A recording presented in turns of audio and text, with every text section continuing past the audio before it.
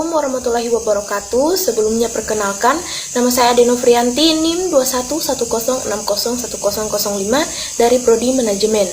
Jadi di sini saya akan sedikit menjelaskan dan mendefinisikan apa itu keragaman dalam organisasi.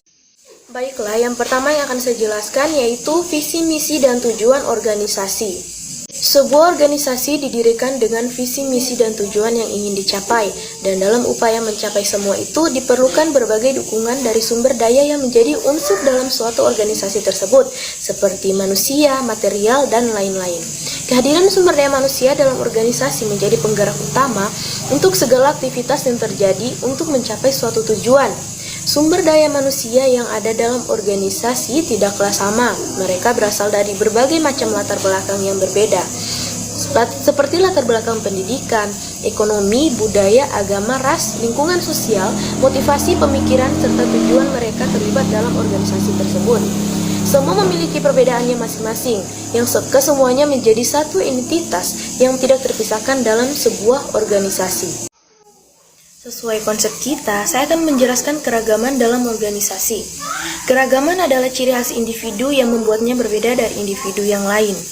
Robin 2015 menjelaskan, keragaman adalah bentuk perbedaan individu yang dipengaruhi oleh karakteristik pribadi maupun karakteristik biografis.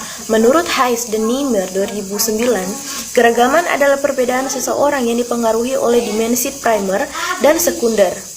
Dimensi primer adalah dimensi yang dipengaruhi usia, gender, kemampuan fisik, dan ras etnis, sedangkan dimensi sekunder dipengaruhi oleh pendidikan, status keluarga, peran, dan tingkat organisasi, bahasa, pendapat, dan lain-lain.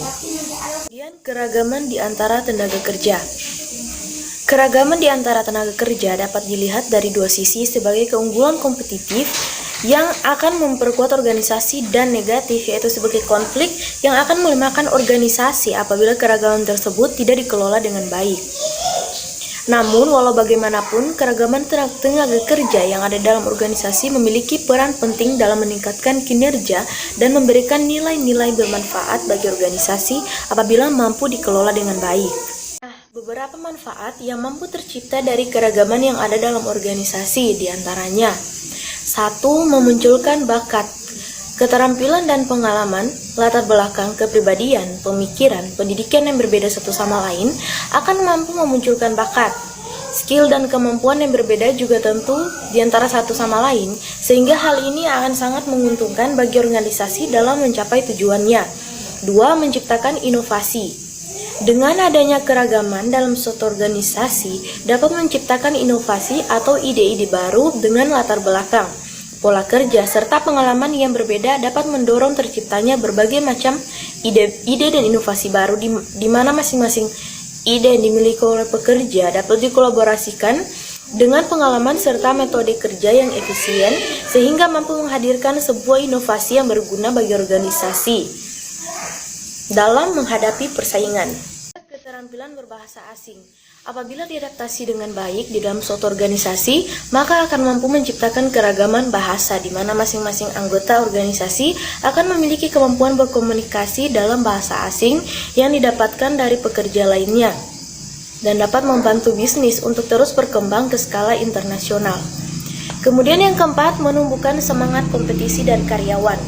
Keragaman yang terdapat dalam suatu organisasi atau perusahaan dapat menumbuhkan kemampuan yang lebih dari pekerja yang dimana mereka pasti ingin dinilai lebih baik dari pekerja lainnya dari segi kinerja yang mereka hasilkan, dan hal ini merupakan sesuatu yang positif untuk membangun jiwa kompetisi dalam menghasilkan produktivitas terbaik bagi pencapaian tujuan organisasi serta efektif dan efisien.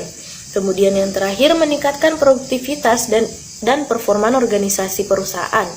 Secara tidak langsung, organisasi atau perusahaan yang menghargai keragaman akan menjadikan karyawannya merasa diterima oleh lingkungan kerjanya tanpa memikirkan perbedaan yang ada. Sehingga ini akan menjadi dorongan atau motivasi bagi pekerja untuk menjadi lebih bertanggung jawab dan memberikan kemampuan terbaiknya, sehingga terwujudnya produktivitas dan performa yang berkualitas. Mengelola keragaman keragaman dalam organisasi. Terdapat dua strategi. Yang pertama, strategi individual. Kunci pokok agar keragaman dapat dikendalikan terletak pada individu-individu yang ada dalam suatu organisasi. Setiap individu memiliki keragaman masing-masing. Hal itu perlu disadari oleh masing-masing melalui pengertian, toleransi. Agar pengertian dan toleransi dapat terwujud, maka keterbukaan dalam berkomunikasi atas segala perbedaan yang ada, sehingga tidak menimbulkan hal-hal yang nantinya akan menyebabkan konflik. Kemudian yang kedua, peran organisasi. Toleransi dan pengertian tidak cukup diandalkan sebagai sikap individual dalam mengelola keragaman. Organisasi juga terlibat dalam pengelolaan keragaman tersebut, diantaranya dengan mengeluarkan regulasi yang adil dan tidak bias gender untuk melindungi hak-hak perempuan.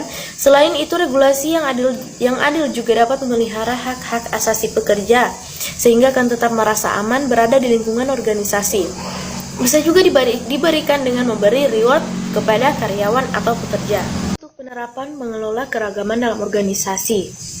Bentuk penerapan mengelola keragaman dalam sebuah organisasi atau bisnis dapat dilakukan dengan memberikan kepercayaan penuh kepada karyawan atau pekerja dalam proses melakukan kegiatan bisnis, seperti 1. Menyediakan sarana dan prasarana serta fasilitas seperti fasilitas olahraga untuk karyawan atau pekerja, kegiatan yang mendukung hobi karyawan atau pekerja.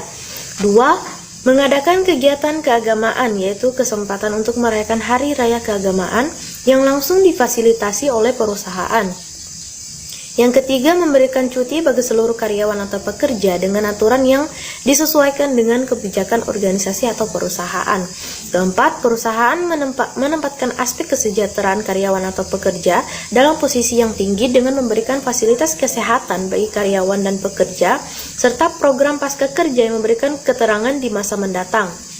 Kemudian 5, perusahaan memberikan wadah bagi karyawan atau pekerja untuk dapat memberikan dan menyuarakan aspirasi dan ide-ide yang dimiliki oleh karyawan masing-masing bagi perusahaan melalui serikat karyawan atau pekerja.